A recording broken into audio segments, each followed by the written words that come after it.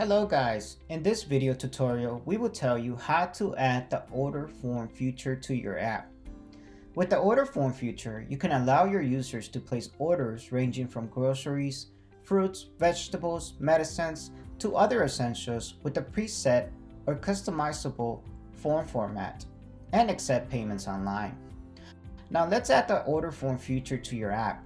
Click on Edit, and in the My Futures section, click on View All and search Order Form. Click on the feature to add it to your app. This is your future name. If you want, you can change it as per your needs. From here, you can change the feature icon. If you want, you can select a solid icon or outline icon or an image from our library or upload your own custom icon. You can even upload two different images for the mobile app and website. Now let's move to the content section. Enter the email ID to which you want the order's details to be sent. If you want, you can add multiple email IDs by clicking the Add More button or click on the trash can icon to delete the email ID. Next, enter the contact number here to which the order details will be sent. Click on Add More to add multiple contact number fields. If you want, you can delete the contact number field by clicking the trash can icon. Enter the description and upload the header image here. You can check the added description and header image on the simulation screen. Now let's move to the additional fields section. Here you can customize the form fields in addition to the preset form fields.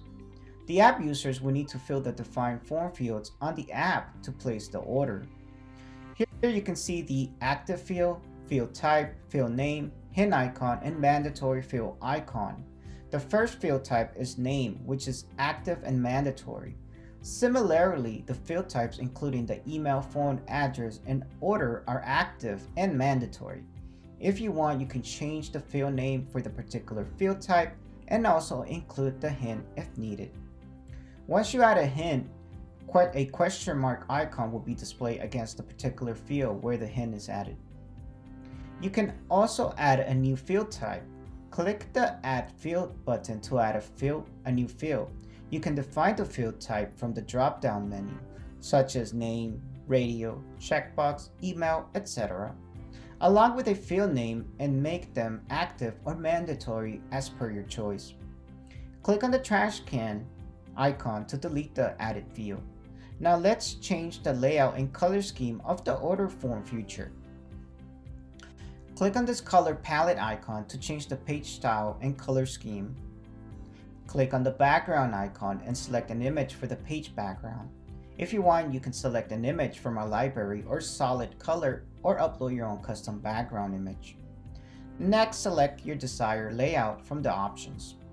Now coming to the advanced style and navigation section, here you can set the page elements, color, font size, and indent. You can hide the borders and resize the submit button by tick marking the respective checkboxes. Once you're done, click on Save and Continue. Now let's go back to my app's backend to manage order form settings and the orders placed by users. Click on the order form feature and you'll be redirected to the order form dashboard. Here you can check all the orders placed by the customers. You can also track and manage the existing as well as the new orders.